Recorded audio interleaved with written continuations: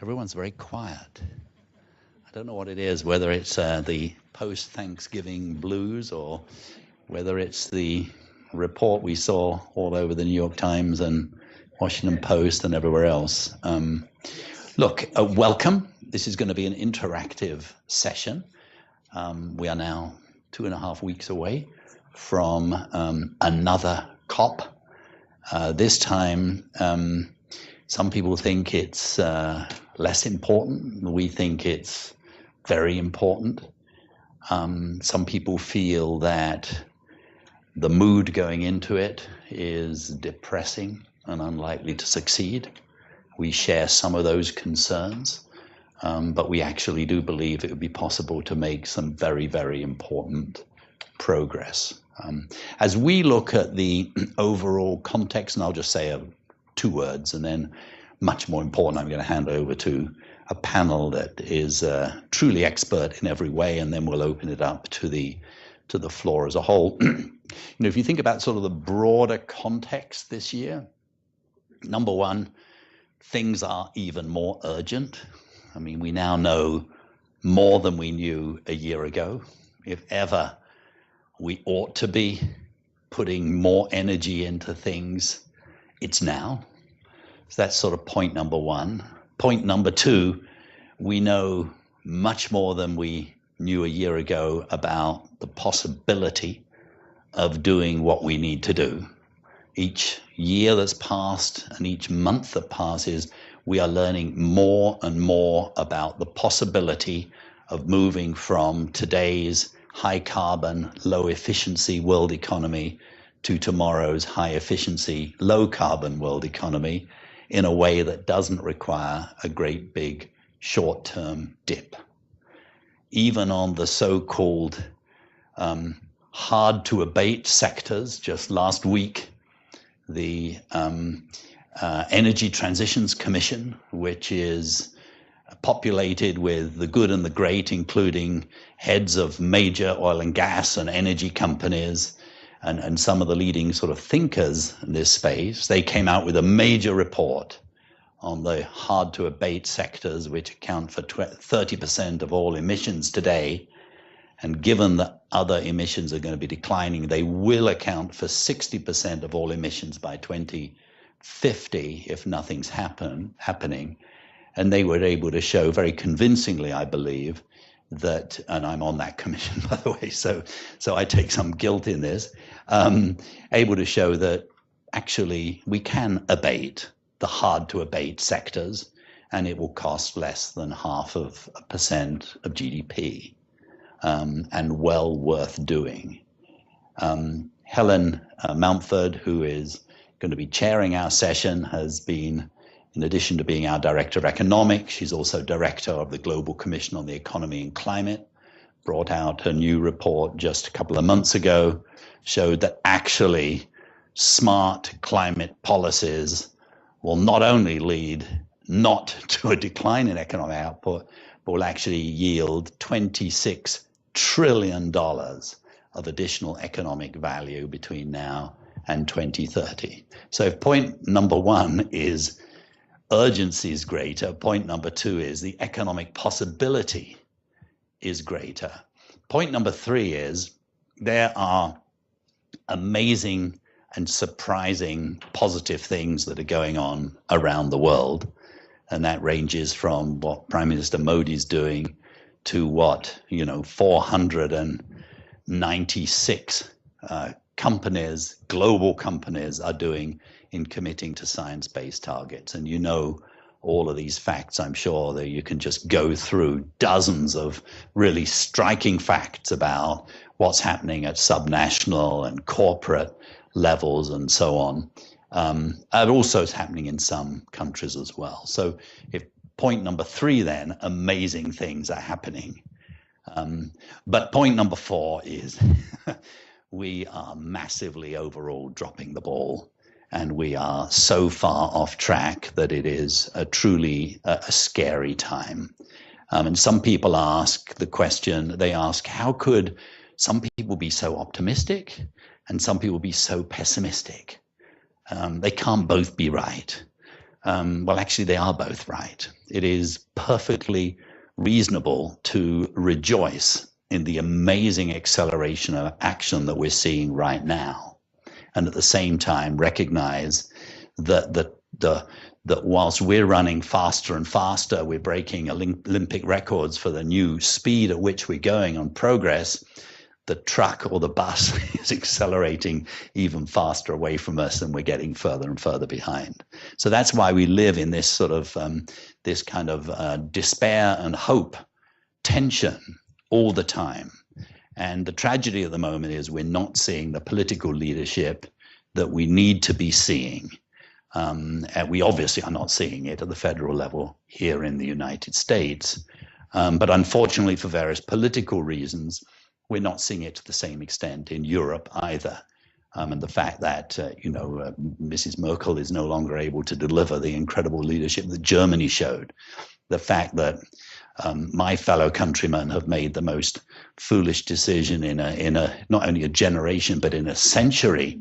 What does that have to do with climate change? Well, it radically shifts the balance of power within Europe, southward and eastward, away from those that really care about climate change. When you had the UK and Denmark and Sweden and the Netherlands and France and Germany, you were able to really, and you've lost a big player now. So we're going to see that sort of evaporation in some of the leadership, unfortunately, despite some terrific things that are going on in Europe, by the way. I mean, some European countries are doing really great things. So we are at a time where we've dropped the ball politically, and the worry is going into Katowice that the kind of terrific sort of partnership that existed between the action track on one side and the negotiating track on the other as we went into Paris, that sort of, once again, it's almost more like Cancun, if you remember,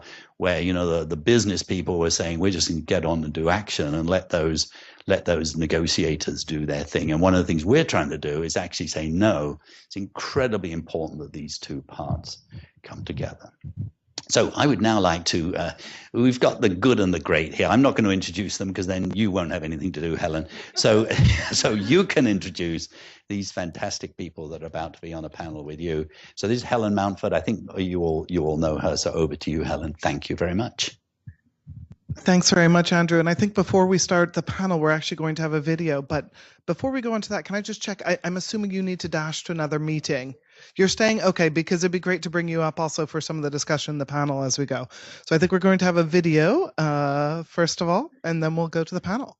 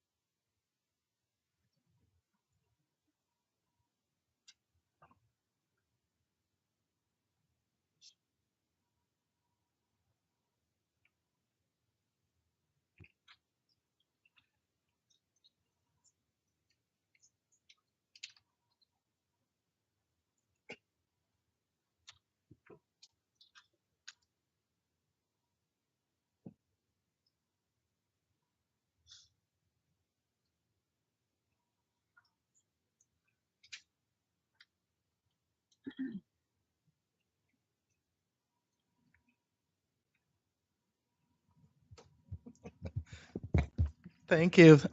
So there you go. We're done for the day. Thank you. We can all leave. No, seriously, I'd love to call up our panel now. I think that gave a very good overview and followed on what Andrew said in terms of some of the ambitions and what we need to achieve. at COP24. It's probably going to be the next big COP after Paris, where we really need to set the rule book in place, but also address this fundamental issue that Andrew raised around ambition, right? We're at a point now where there's an incredible momentum and dynamism out there in the world, starting to see that from businesses, from investors, from a number of countries. But there's also some who are starting to drag their feet. And overall, we are not closing the gap as quickly as we need to in terms of emissions reduction. So how to actually ramp up ambition in the next round is going to be important, and fundamental to everything will be finance. So we have a fantastic panel here today, and I'd like to call them up each individually. I'll introduce them as I call them up, and then we'll go to directed questions to each of the panelists. So first of all, I'd love to welcome Ambassador Thelma Phillip Brown, who's here with us. She serves as the Ambassador of St. Kitts and Nevis to the United States. Please come on up, Ambassador, just grab a seat and a microphone.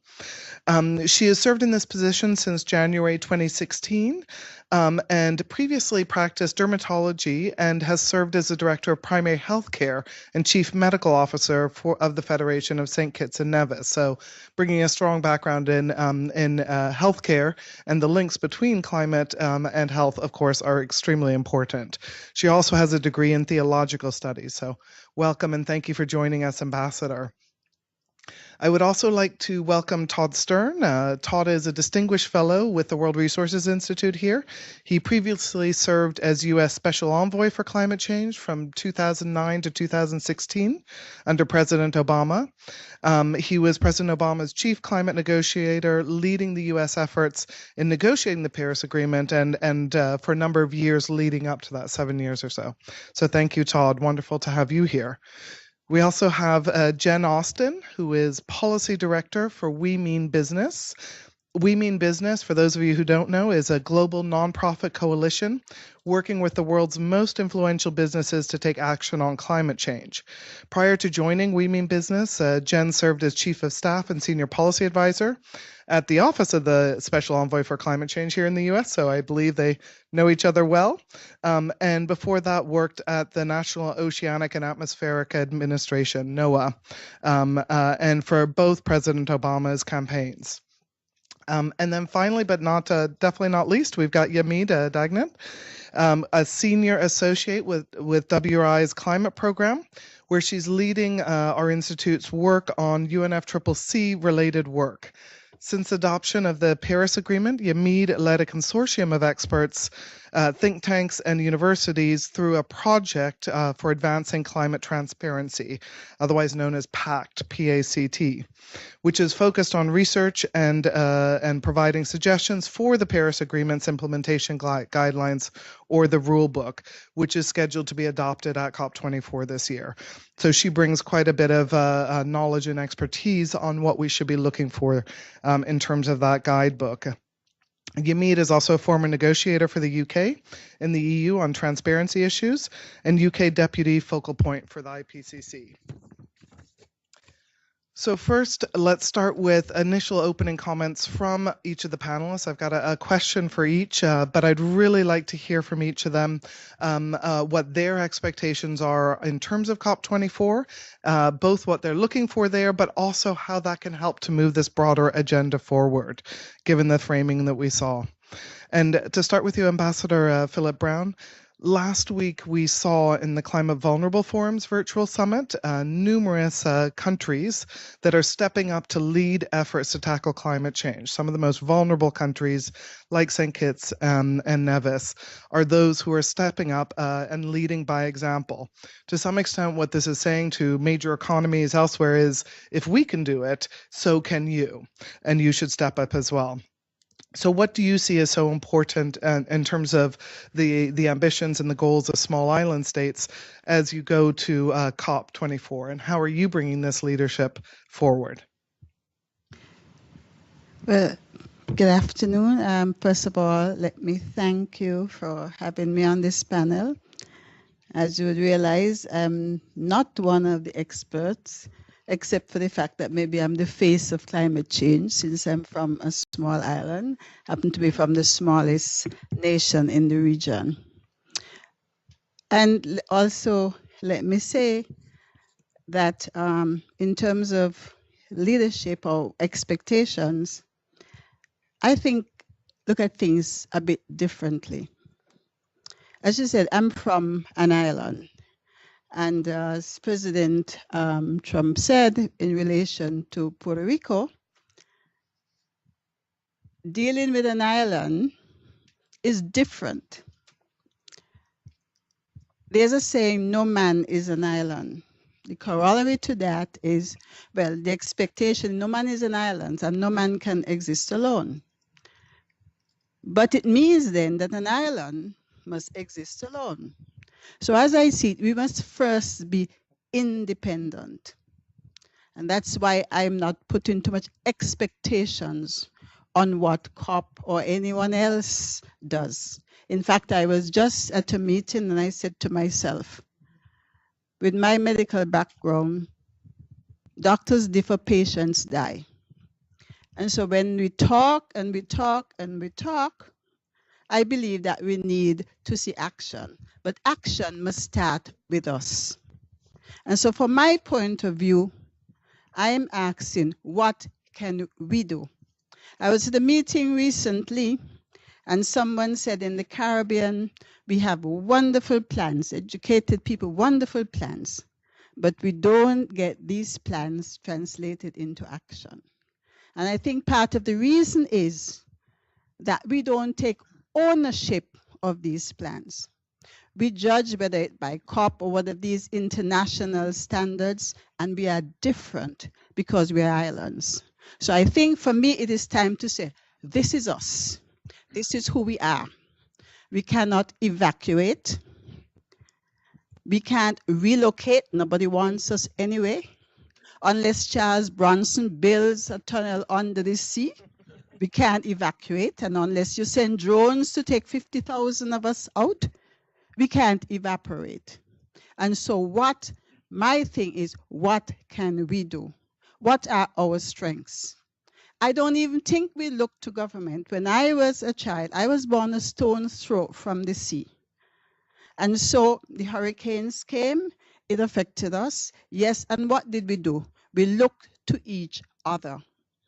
Our neighbors, we fixed each other's fences, we fixed each other's roofs. We did what we needed to do in community. And climate change has brought to us that is an existential threat. It's a cross-cutting issue because it affects mostly the poor and women. It's a developmental issue. And so for me, it must start with us in our community, building resilient communities, strong communities, supportive communities. On islands, we still share.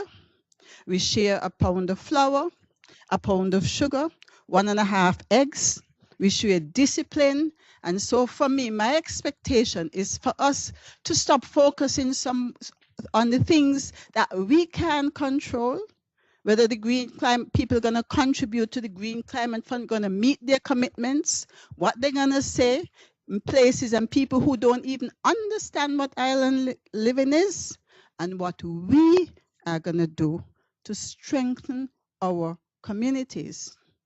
Because it is the community that generates the government and not vice versa.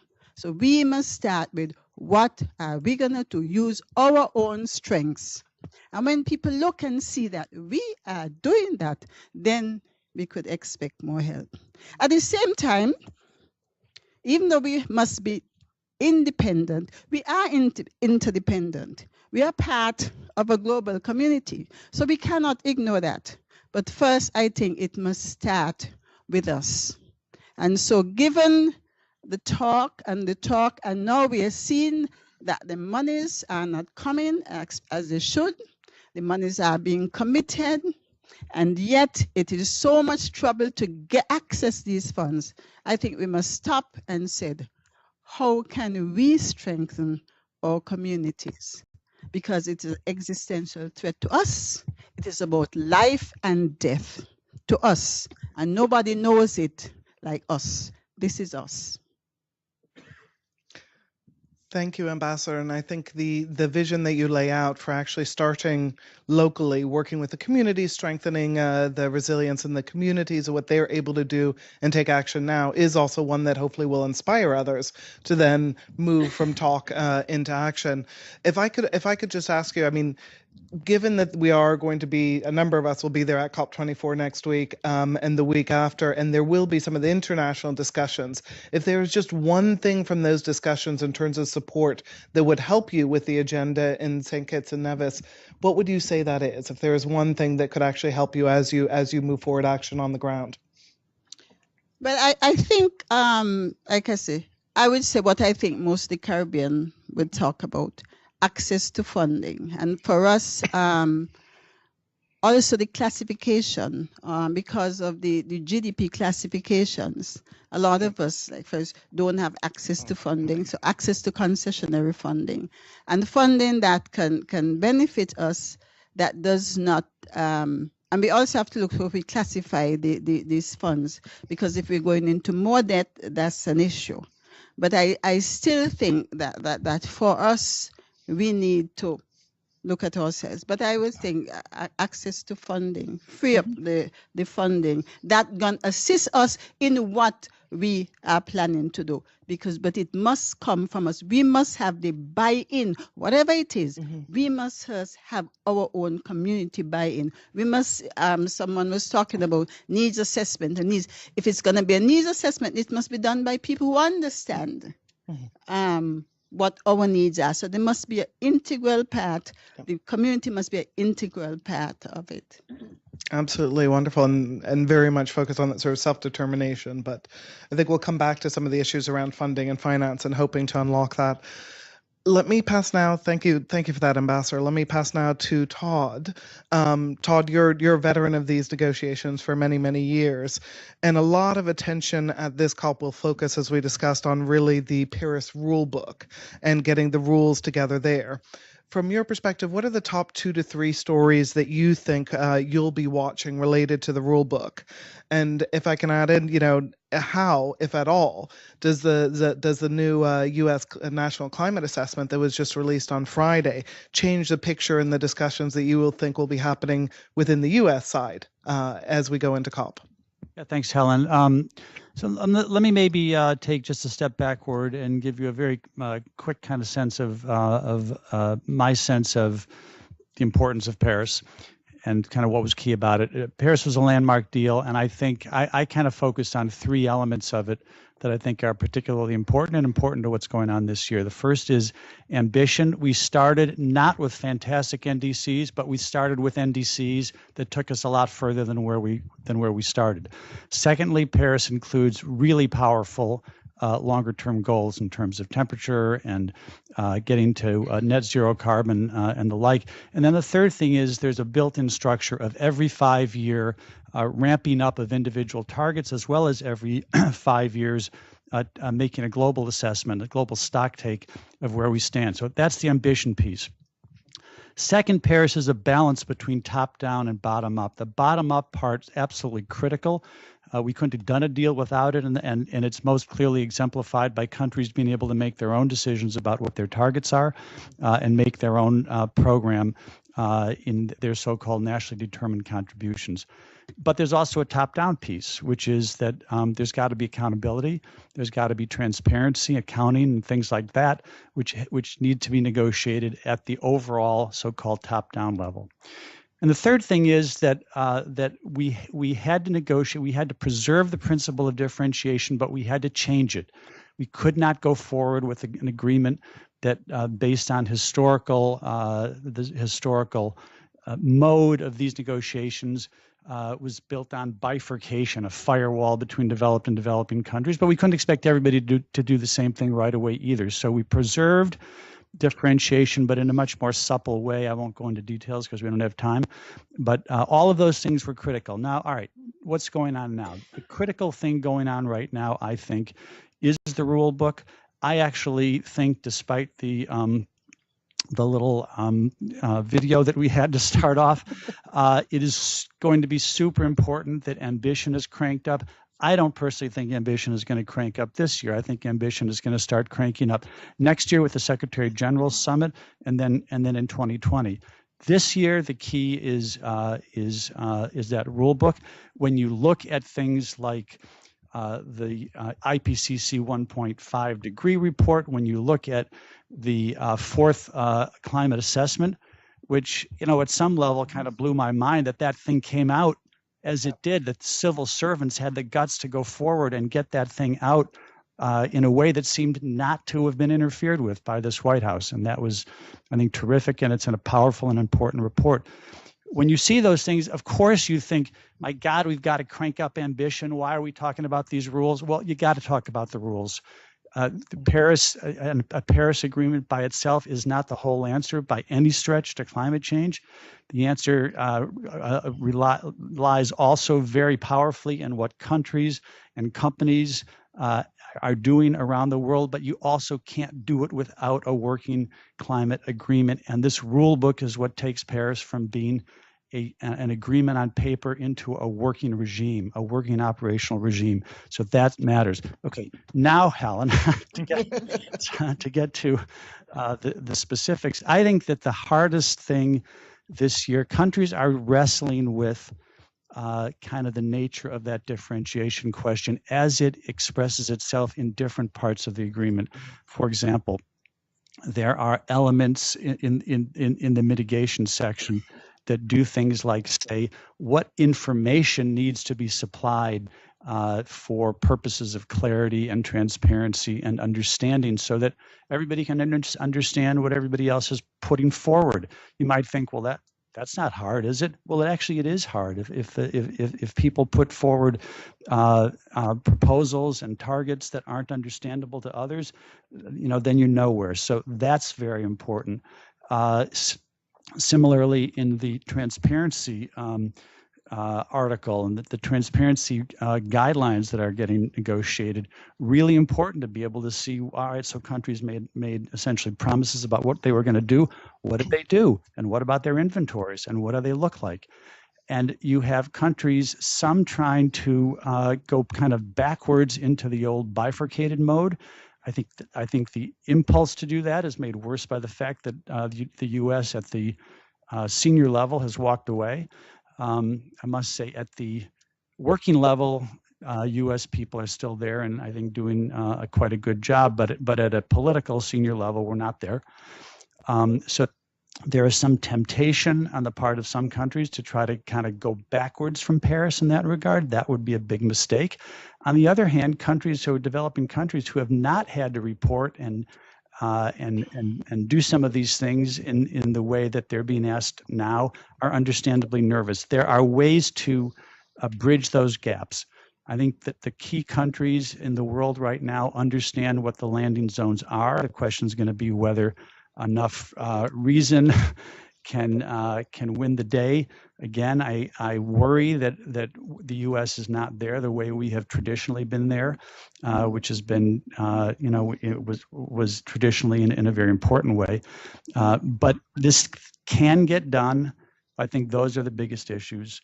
Those differentiation issues as they manifest themselves in mitigation, in transparency, and of course issues of finance are a perennial sore spot in the negotiations. There are a couple of provisions in particular. Again, I think people understand how to handle them if reasonable minds can find a way forward. Thanks very much, Todd. And before you pass the microphone off, I'm going to ask one more question on this. I mean, I think part of what you're saying is that getting the agreement on the rule book and those elements around transparency and how to move forward in a way which works for all different countries, different types of circumstances, is fundamental to actually then lead to ramping up ambition next year in the UNSG summit or in 2020. Well, I think there is no. So earlier in this year, I think my experience was that a lot of people kind of on the outside of the negotiations, a lot of NGOs and others were focused kind of single-mindedly on when are the targets going to get raised. And I and some of the kind of old timers who've been in the negotiations were saying you can't forget the rule book, because the rule book is it's a driver of ambition.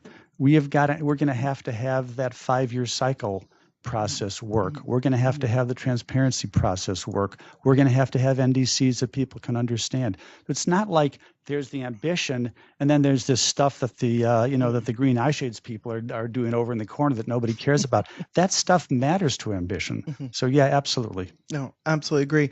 But that being said, is there a risk, given that we've had the 1.5C report come out from IPCC this year, given some of the natural disasters we've been seeing around the world and the human and social and economic tolls of these, given some of the ambition, and I'll pass to Jen in a few moments after Yamid as well, given that businesses, investors, cities, others have been stepping up, is there a risk that they might see coming out of COP the rule book and they may think of people over in the corner, accountants over in the corner with green eye shades doing all the little bits and pieces?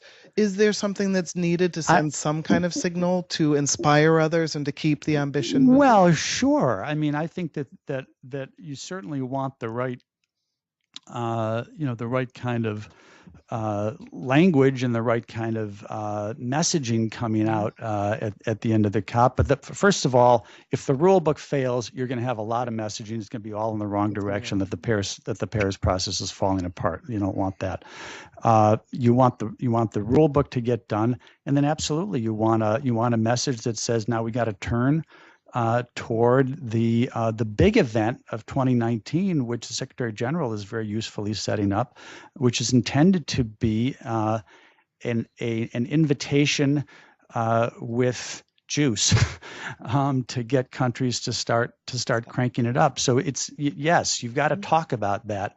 But if you try to talk about that and meanwhile the rule book is falling apart, you're not going to get anywhere. We would lose a game. Right. Okay, perfect.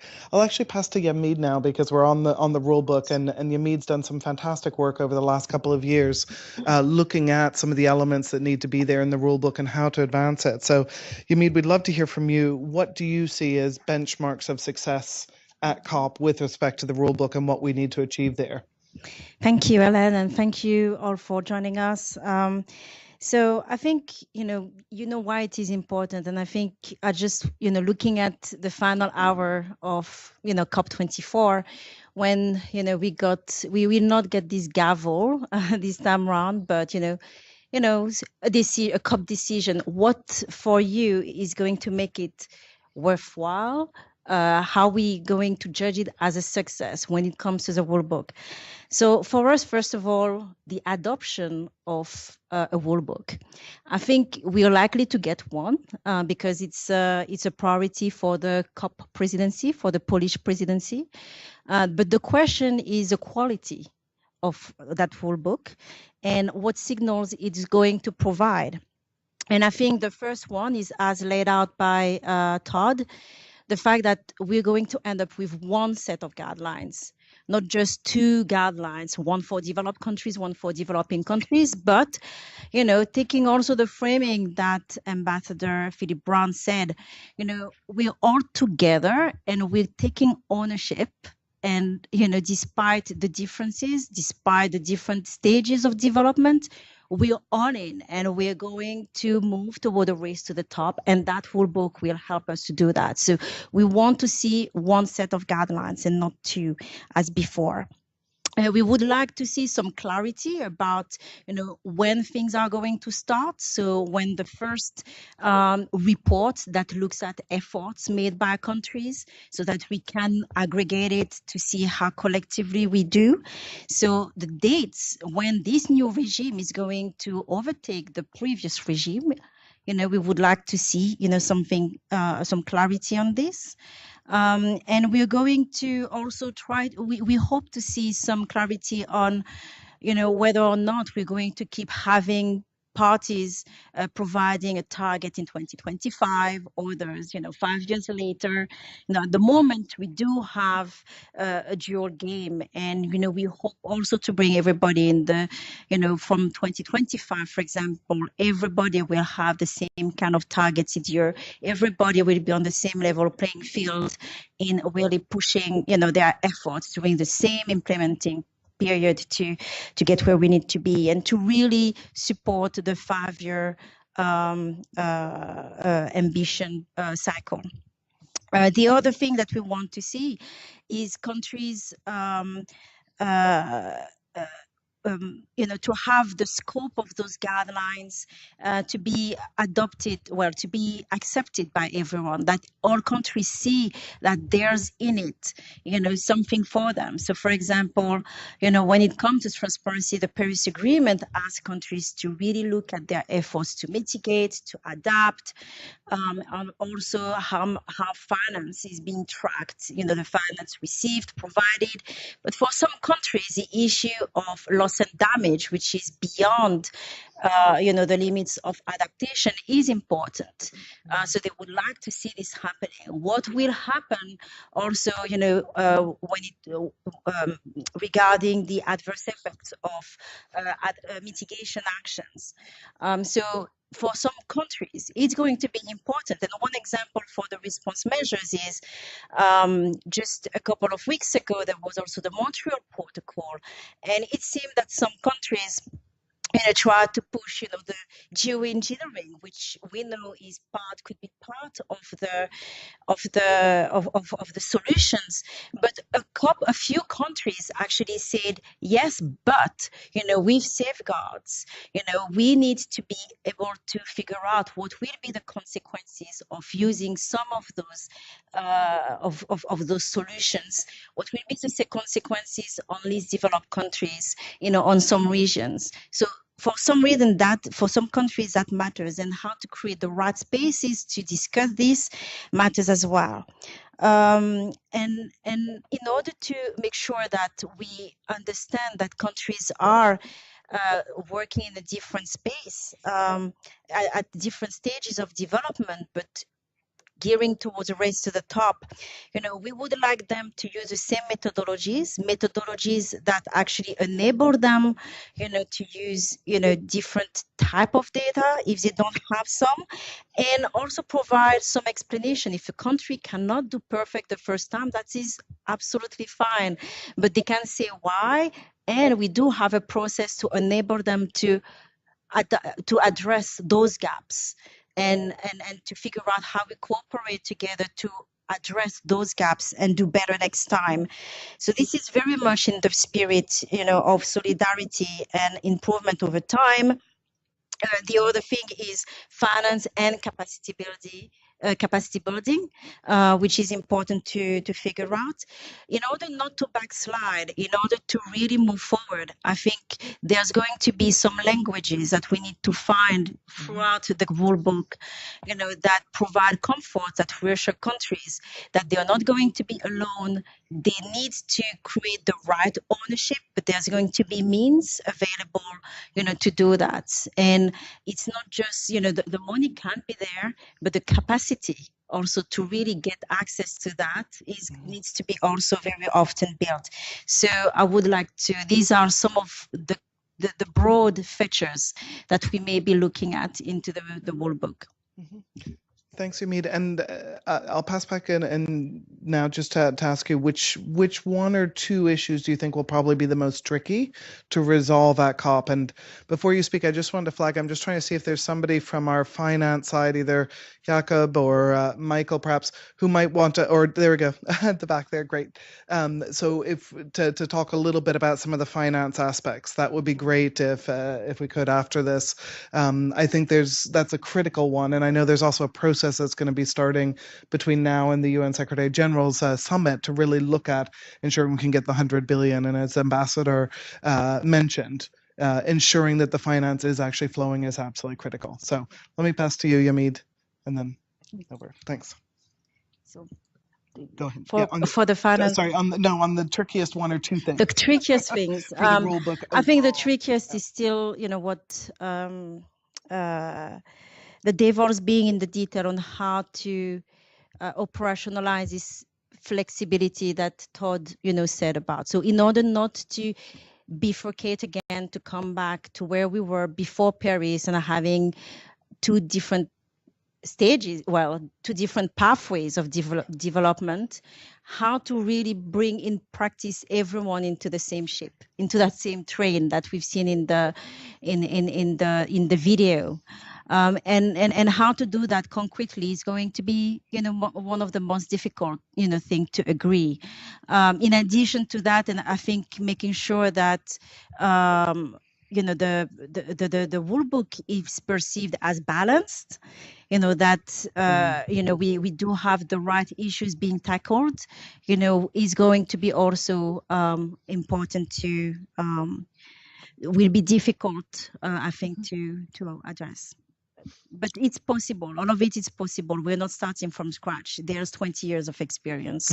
So a good basis. And as always, it's partly just bringing together the full package to make it work.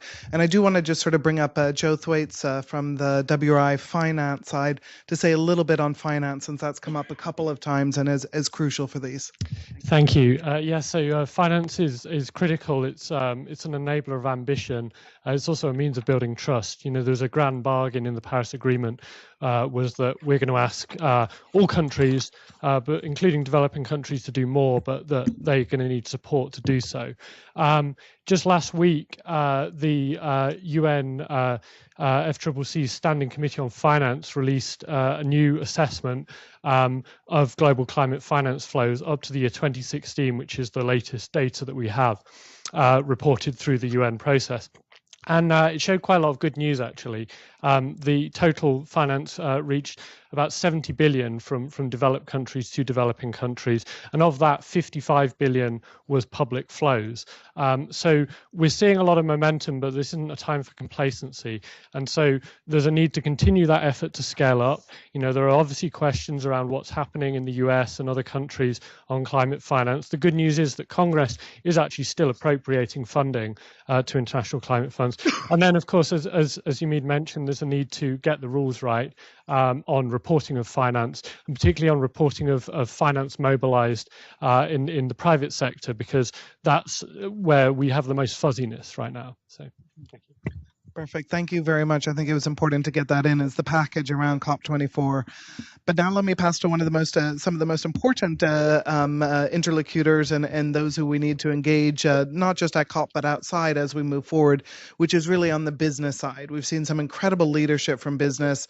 They also are looking to governments and those at COP24 to help set some of the right terms for them to step up even further, and some of the laggards in the business side to actually come up to speed. So Jen, what do you see from the business side? What are they looking to governments to deliver at COP24, which can help them to continue to step up ambition? Yeah, thanks, Helen, and thanks, everybody. It's a pleasure to be on this panel. And I think that as we head to the COP, I'm with the We Mean Business Coalition. We work with a variety of organizations working with the world's leading businesses who are taking action on climate and who are looking at this process, and are looking at other indicators in the world. And I think some of what Andrew said in his opening resonates in that there are signs of incredible leadership and incredible progress and incredible pace and scale of change in some places. And then there are very sticky issues or places in which we are completely off track. And so it is this combination of sort of optimism and promise and leadership, and also collectively still not being anywhere near where we need to be. And that the business community has a role to play in driving that leadership, and that equally they are looking to governments to help also drive that leadership, and as you mentioned, bring along the laggards. And that there's the pieces of the COP process that are a piece of that, and then there's just the economic trends, and there's the domestic policies, and there's elements beyond the nationally determined contributions of the Paris Agreement that are a part of the global signals that businesses are a part of creating and are reading as they make their own investment decisions. I think specifically in the COP, businesses are looking for a sense of a continuation of commitment to the Paris Agreement at the largest level. And so, sort of at the macro scale, and that means progress in taking the next steps on as per the plan, now agreeing the details of the rule book, as per the plan, now at least starting to think about updating their targets and commitments, looking ahead to 2020, looking at the Talanoa dialogue and the upcoming stock takes and reporting periods, and making sure that they're signaling in very real ways that they're continuing to move forward on this and taking that next step, moving towards that 5-year review and ratchet period. In many ways, there's been a lot of good progress since 2015. And again, there's still a large gap between not only the commitments that are on the table, but progress towards those commitments, and then where commitments need to be. And so that those two pieces of the puzzle are very important. in many ways, what business is looking for, both within the rule book and then within this broader sense of signals of ambition, is still just clarity of direction and pace of change. And so the pieces of the rule book, most of the CEOs will get business leaders at the COP, and you'll get CEOs who are very committed to climate change. Most of them aren't very fluent on the details of the Paris rule book, but when you talk to them about the broad strokes of what that package means, it means, as Todd mentioned, clear information on what it is that countries have committed to, not only because of the mutual accountability piece of the negotiations, but because businesses are looking to invest all around the world in places, and having an understanding of what the policy landscape is going to be is critical to helping them actually do the math on those investments, or actually decide where they want to go ahead and make investments or not, and at what pace and at what scale. And then, so there's that level of information. There's when and how our country is going to be reporting back on these, and that's the transparency regime. And so there's all the articles of the agreement and all the details of the different pieces of transparency on the different elements, which other people on this panel know more than me about, and that I've learned mostly about from Todd. But that in each case, it's about clarity, it's about information, it's about a consistency of reporting. And from a business perspective, there's developing countries and there's developed countries. Businesses think about materiality and size. And so they think about big and growing economies. And so rather than think, and they actually, as the New Climate Economy Report has shown, as the Energy Transitions Commission's papers and other studies are showing, there's real opportunity in these investments in the future, whether it's a developing country or a developed country. And the biggest and fastest growing economies of the world are traditionally developing, classified as developing in the UNFCCC sense, but from a business sense, you're looking at a size of a growing economy. And you want to be able to compare information across those markets, across different sectors, and on a somewhat similar timescale. So coming at this discussion from a fairly different perspective, you land in a very similar place as to what's important. Having clear and well-articulated goals from countries is important. Understanding when and how they're going to update those goals, and having them do that on a similar timescale and with similar reporting requirements and with similar information requirements are the types of things that make it easier for global businesses to look at a global picture and understand that that commitment continues and where they're heading. So I would say those are some of the major things actually that it is that businesses are looking for, and then that can sort of be applied in different detailed ways and in different places. I think the last thing I'll say is in terms of those signals of ambition, there are places now where there are countries that are well ahead of what the targets are that they put on the table in 2015. So that's a good thing, and they should update their commitments to make that clear, to sort of signal clearly that they're going to continue to head in that direction, so they continue to attract investment from major businesses in the sectors that they're trying to grow, the low carbon sectors they're trying to grow. There are countries whose domestic policies have already stepped up a bit, and they're maybe not reflected in their NDCs. And then there's a very important piece of the long-term strategies, which the Paris Agreement also calls for, which are these long-term deep decarbonization strategies. And they help businesses and others understand not just what's the next 5-year or 10-year commitment, but how are we actually getting to the net zero global economy that we need by 2050, by the middle of the century, and what does that mean for complete decarbonization of these major systems in which businesses are making their investments? So of the energy system, of the electric grid, of the transportation fleet, of the buildings of the world, and of the heavy industries of the world.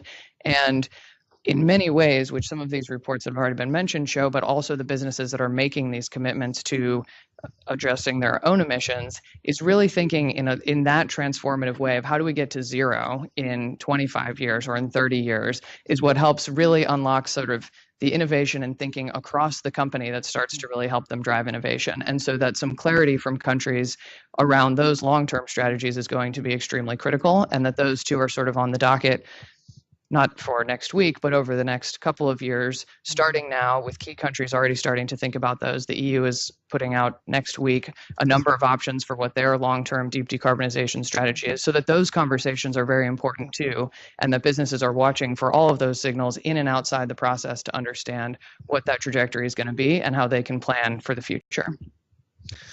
Thanks very much, Jen. So very strong long-term signals as well there, which and the process for getting to those long-term goals, the timelines for that, and when businesses can expect those.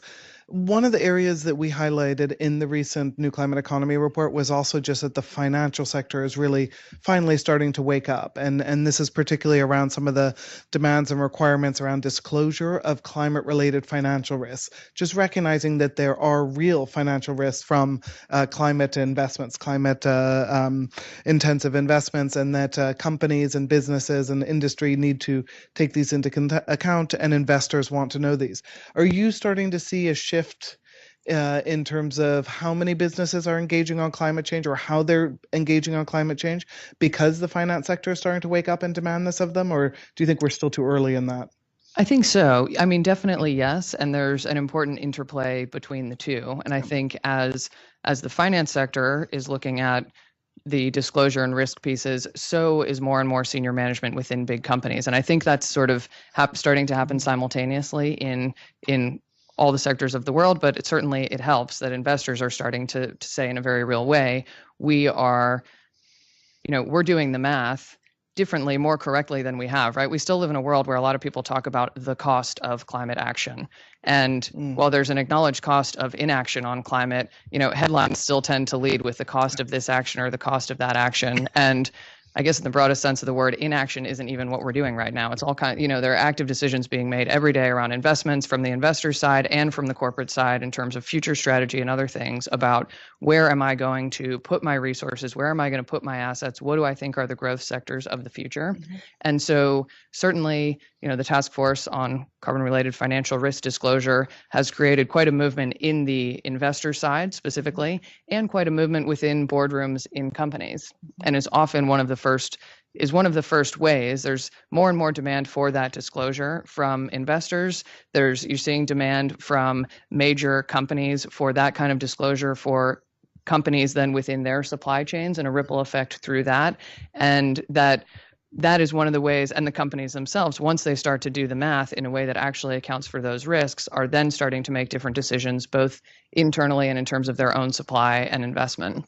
And it's worth noting, as the New Climate Economy report and others do, but the companies that are leading on climate, there's an element in some case, there's always, I guess, going to be a bit of a carrot and stick element, and those who are going to be the leaders and those who are going to be the laggards, and the importance of policy and raising up the floor, and investors and raising the floor in that way.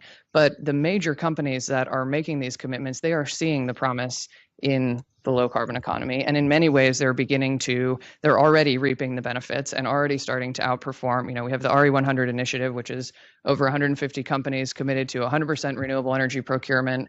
Their total collective demand is equal to the size of Poland, incidentally, a nice milestone for this year. Mm-hmm. And they put out a report quite recently where they're outperforming the competition on average by 7%, because they're now saving money because of renewable energy. They're now seeing that as cheaper, both from an installation and almost an operation point of view in most places. Mm-hmm. And so that in some ways there's this dichotomy of, the developing countries and the developed and who has to do what. And we really are in a place in which that's starting to turn on its head. Mm-hmm. And I think even some of the research is going to get there. The Energy Transition Commission came out just last week, as Andrew was mentioning, talking about how the heavy industrial sector is starting to see real clear pathways to getting to net zero by 2050. And it still sort of says, by net zero by 2050 in developed countries and 2060 in developing.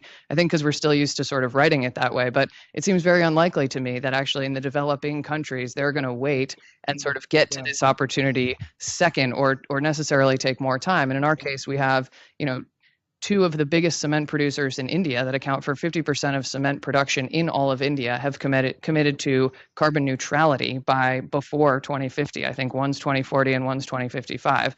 That's a huge global sector. That's obviously a developing country that, we battle with in the negotiations over who needs to do what. And in fact, these huge conglomerates are just, sort of leaps and bounds ahead and just starting to innovate in that way. Already one of them is the lowest carbon cement producer in the entire world. And so you start to hear these stories, and there's more and more of them, and they're big companies that you've heard of and that are growing and are outperforming others. And that really is, that's where we are in terms of that transition. And so to come full circle to, what is it that these companies then need from governments is to see that leadership, to seize on that opportunity, and to also raise the bar and sort of chart with clarity how we get there together and move forward as quickly as possible in this transition.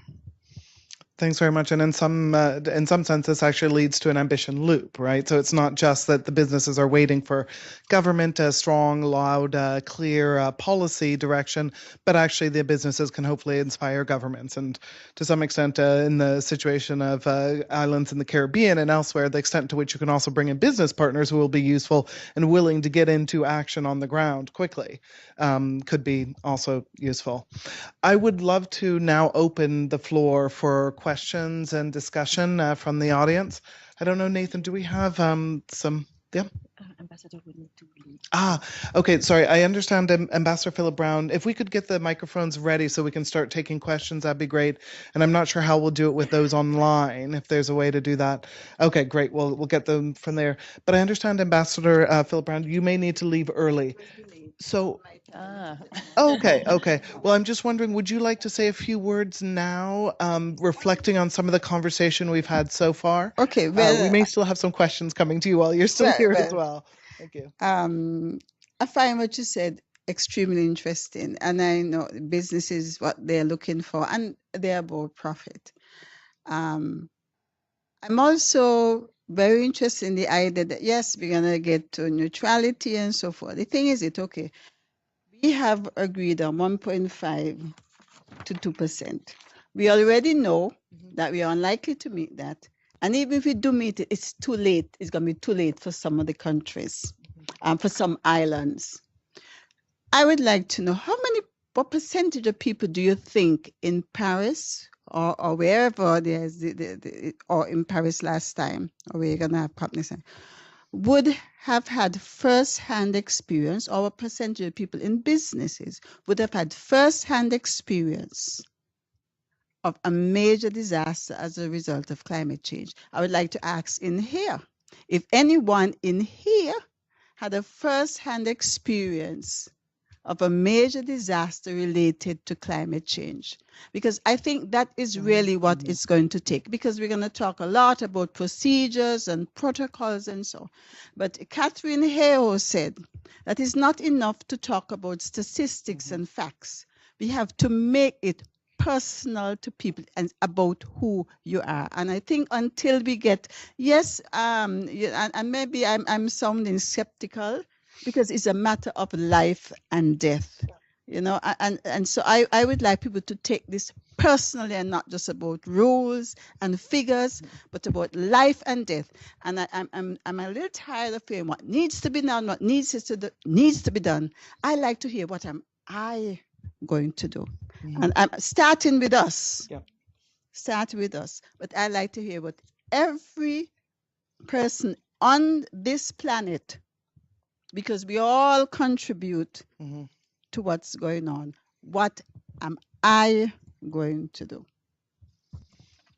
Absolutely excellent point. I think the personal responsibility, but also the understanding of the personal impacts is really essential. And unfortunately, in many ways, we are starting to see more and more climate impacts all around the world. So those, I don't know if Dan Lashoff from California is calling in. Those who are in California are starting to see the impacts and the links between the wildfires that are hitting there and climate impacts, and how those have been increasing over time because of climate. But obviously those who are on the front lines, the small island states, those in vulnerable communities, are really where it's been hitting for a while now, and most obviously. But as it becomes more personalized, people do get more engaged, but then you need to turn that round into action, as you say. I mean, it's absolutely essential that we switch to what do we each do about it because of that. Thank you. Now we do have some questions. I know there was one here from Dorsey, and we've got two others. Hi, my name's Robin McGuck, and I'm with the P4G initiative here at WRI. Yeah. I'd be curious, Ms. Austin, or any of you, if you have any specific examples from the private sector that you find are very encouraging and really momentous action that the private sector is taking by themselves, or from some of the others that are the outcome of public-private initiatives that you think maybe are harbingers, or what should be done, what can pave the future? Mm-hmm. Yeah, thanks for that question. And I think, before I come and do these talks, I pull up our Women in Business website, because the ticker is always there going with the various numbers. So I did throw out some of them. I think some of the commitments that are the most impressive, or most sort of at least grab attention right now is the number of heavy emitting industries that are starting to make really serious commitments around being net zero, being carbon neutral. And so the cement one I mentioned in India is one that sticks with me. The entire Mahindra and Mahindra Collective group of India has committed to carbon neutrality by, I think, also 2045, inspired by GCAS. They said something more ambitious than maybe they were planning to a few days before even, and so committed the entirety of their group to carbon neutrality. And that includes the largest tractor manufacturer in the world. It includes auto companies. It includes a tourism and holiday company, you know, and so actually like their one commitment covers almost every sector in the world. We've got utilities making these commitments. We've got 8 of the 10 largest food companies. And when you look at the food industry, it's highly concentrated. So that's just a huge majority of the food products you find on the grocery store shelf committed to science-based targets. And so thinking through what the hard and difficult pieces are around achieving those goals.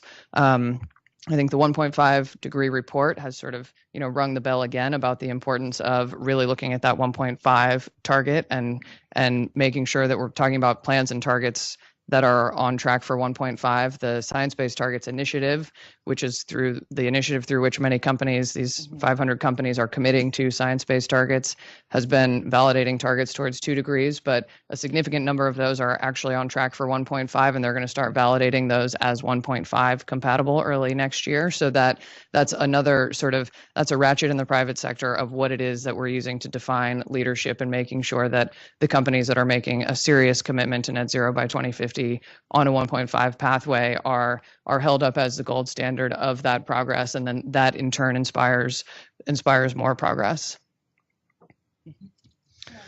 Thanks very much, Jen. So in terms of funding, Sir Richard Branson, again, because of his personal experience, led a group of businesses into the climate smart accelerator for the Caribbean. And then that was because of his personal experience on the British Virgin Islands. And so they have come together to try to form a group to fund climate resilience in the Caribbean. Won't do that directly. Thank you. And there's a question there and then one over here as well, I think.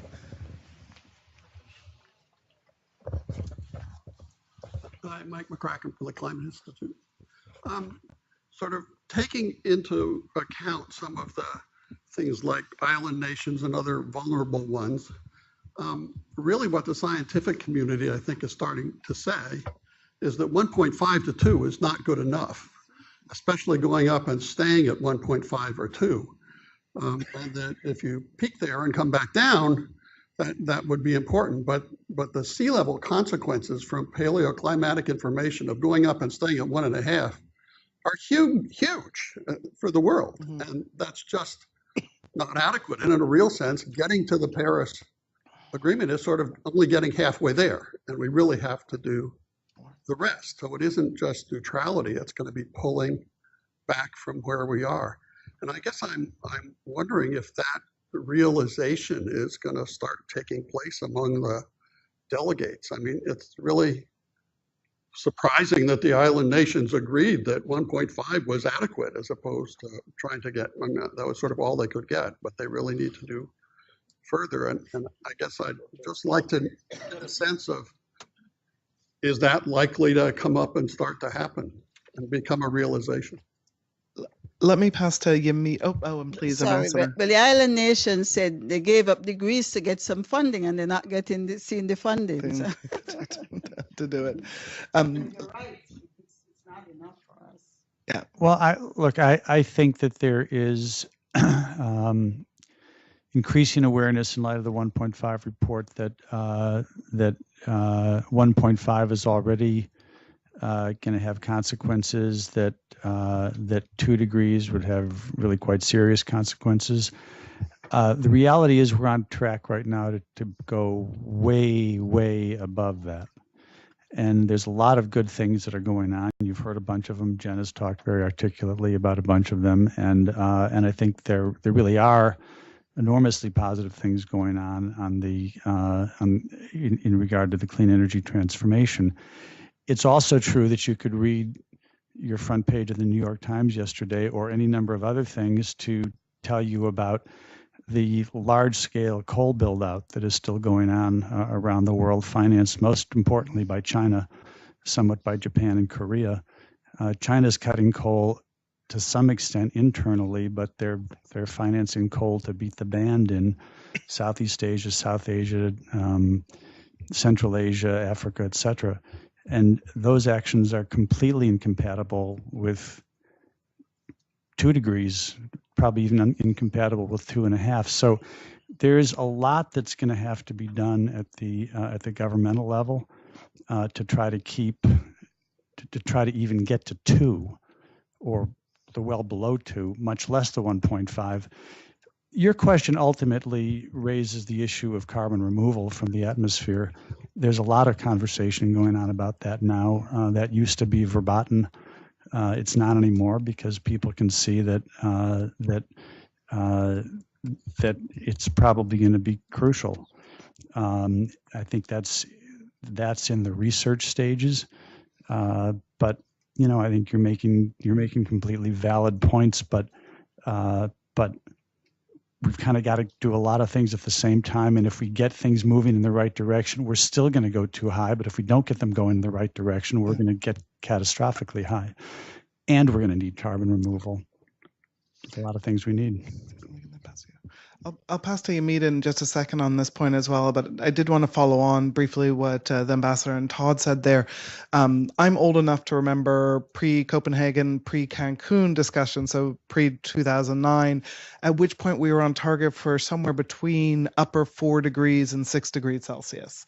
And then, with the agreements there and what was committed, it started to come down a bit, and so over time it's been coming down. It is nowhere near far enough.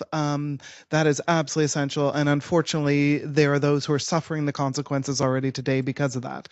We haven't moved quickly enough. We haven't moved with the right urgency. I do think some of the recent reports, some of the recent building awareness and interest from the business side, from investors, from communities and individuals starting to speak out, whether it's high-profile actors or business people or others, has really started to shift the perspective on this. I think one of the other things from the economic side that we see is as we go forward to taking more and more action on climate change, the costs have been coming down. The dramatically falling costs of wind and solar over many years has now made it such that it's actually cheaper in most places than coal. So Todd's absolutely right. There's a real challenge because there's still some coal planned out there. But at the moment, we're shifting away. The markets are shifting away quite rapidly. We need to make sure that the policies aren't hampering that, or are instead actually helping to support this transition and to even accelerate it. At the moment, sometimes the policies go the other way, and on this one, we still have something like $373 billion in subsidies to fossil fuels that continue to be given out every year around the world, which is just unacceptable. It's going the wrong direction. So that is something that needs to shift. I do think there's been progress, and the question is, how do we keep this up and even accelerate that momentum rather than sort of either backsliding or just continuing at too slow a pace? But Yamid, you've also been in these discussions on... Yes, actually, I wanted to make it interactive and ask how many of you were aware that last week there was a Climate Vulnerable Forum summit, the first virtual summit bringing 50 head of states, from the most vulnerable nation to make exactly the call that Ambassador Philip Brown said, that it comes from us. We don't wait for the big countries, to lead. We do this, and actually by our action, we bring solidarities, we bring others with us. I just wanted to know, a pair of hands, can you raise your hand if you were aware of this particular forum? So not even half of the room, but just, go to Climate Vulnerable Summit, the first virtual one, bringing, actors from all over the world. The fact that it was virtual is actually also quite interesting because it could get that issue to the personal level. Everyone can relate to it, and the key message was that actually we're doing it. We're not waiting. We're doing it. Things are happening. We want more. We need more. And the case for 1.5 or less was made also loud and clearly. and it's good. There's this 50 group of countries, part of the high ambition coalition that we've seen ahead of Paris, that is trying to keep the torch, wide, loud and clearly to say, yes, we really need to see that. And this is why, in addition to the Rule Book, which is a means to an end, we also want to see some signals, and we need to push, for some signals. The private sector make the case that, actually those signals are desirable. Don't be afraid. It's tough, but we want to do this. But we need to accompany, those signals with the means, to get, the people in. So I think I just wanted to highlight those and to say that, this COP, it's not also the end of the tunnel. We are going to, it's supposed to be a springboard to 2020, as Todd said. The Rule Book may not be completely finalized. There's a few details coming in, but what we need to see is to have signals that empower countries to prepare their next round of NDCs, to be ready for the summit by the UN Secretary General in 2019, to really say, yes, we have done our homework.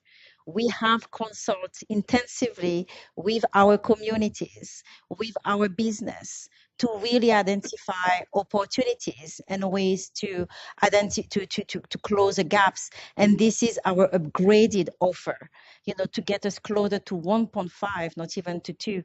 So I think this is what we need to do and to see. And this is 2020, when there's also going to be a biodiversity COP, actually. So a very moment of truth, for the planet. And we already need to be ready and to gear up for even beyond, when there's going to be that next, global stock take, because, we're here to, it's a continuum.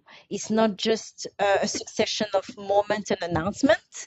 We're here really for, until we get that neutrality that we are aiming for. Thanks, Humid. Let me just pass. We had one more question, and then we'll do any sort of closing comments, particularly Jen, who hasn't responded. Hello, hi, I'm Esteban. I work for the National Sustainable Agriculture Coalition.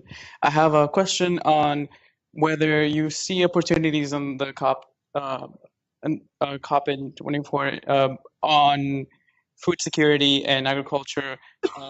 What are the opportunities there, and who are the leaders? And just to really talk about the fact that land is warming faster than sea, and talking about adaptation and mitigation in these regards, because at the end of the day, you need a farmer 3 times a day. So I want to see what are some of the opportunities for that. Anybody want to pick up on this? Well, I would say that, there's the COP presidency is planning for 3 declarations, one on just transition, one on e-mobility, so the transport sector, and the third one is on land.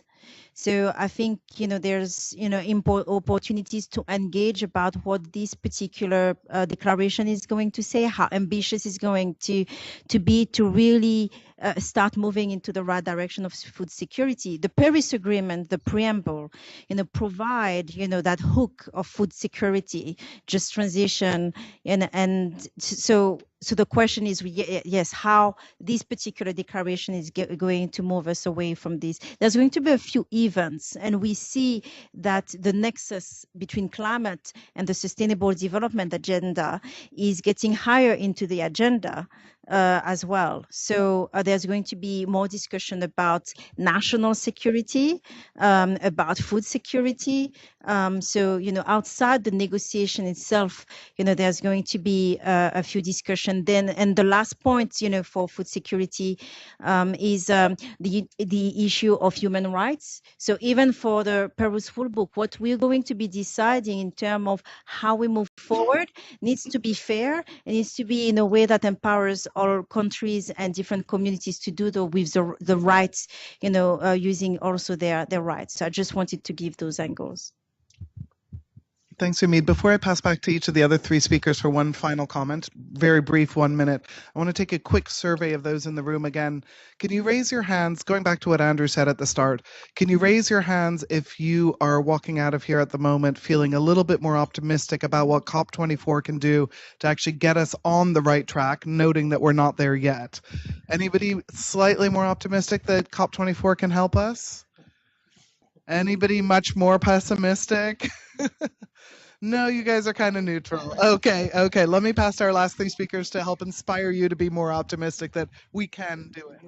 Shall we start with Jen and then pass it? Sure. Well, it's a highly informed audience, so you guys probably have thought quite a bit about what could or could not come of this COP, more so than your average room. But I mean, I think it's important to sort of hold together both of those realities. That we're making progress, and oftentimes we underestimate the pace of progress. You look at anybody's projections really about what the pace and scale of change of growth of electric vehicles or renewable energies or the coming down the cost curves are likely to look like. Fortunately, we usually outperform ourselves in that. That said, we're still way off track. And so both of those things are true. And so I think we need to sort of take inspiration from the positive sides of the story, recognize what pieces help push those. As Helen mentioned, help feed this ambition loop, how leadership can beget more leadership and how it needs to inspire and beget more leadership, and how there's a role, from our perspective, there's a role that businesses play in driving innovation and taking risks and recognizing what those possible opportunities might be.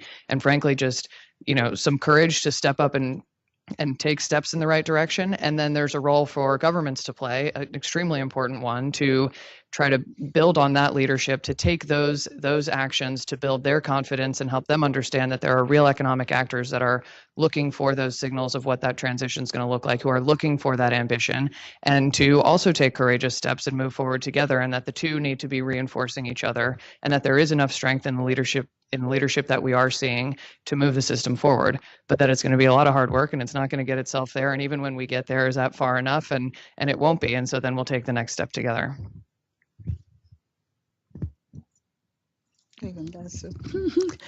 Well, I'd like to invite all of you to come to the Caribbean and to stay for a hurricane.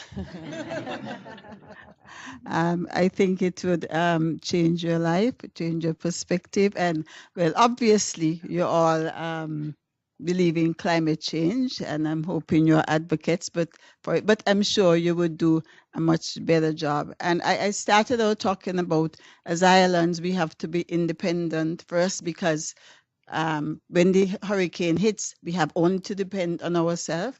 But I also say that there was a quote that one of your presidents made, Woodrow Wilson, I think it was, that we are all citizens of this world, and the tragedy of our age is that we don't know it. It's so appropriate today, and I hope that you could come to that realization through the climate actions, that we are all citizens of this world, and we have a personal responsibility to do what we can. And lastly, I will say one of our biggest challenges, especially for my country, we have been considering, one of the things we have been fighting against is because of the GDP classification, we don't have access to concessionary funding, and we are so vulnerable.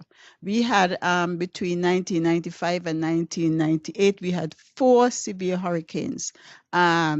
Our debt to GDP ratio was almost 200%. I mean, we climbed back out of that, but just to see how vulnerable we are. And so when they're gonna classify us, at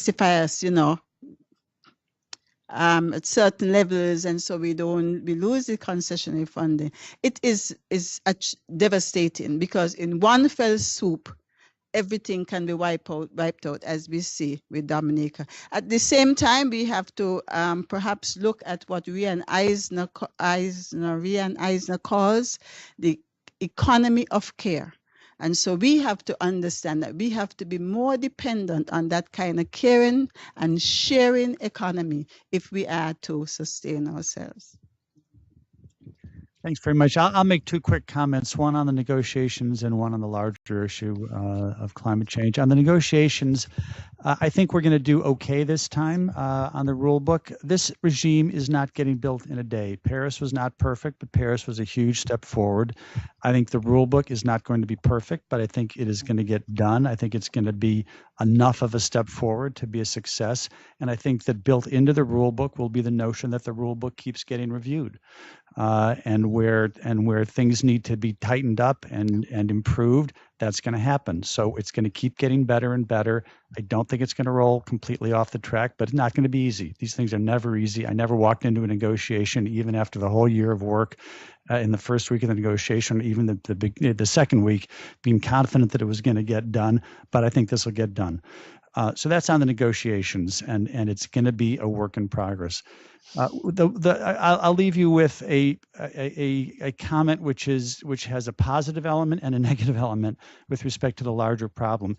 If you look at what needs to be done from the point of view of innovation, policy, and financing, we can completely lick this problem. We can contain climate change. We've got enormous innovation capacity, nowhere stronger than in the United States, but all over the world.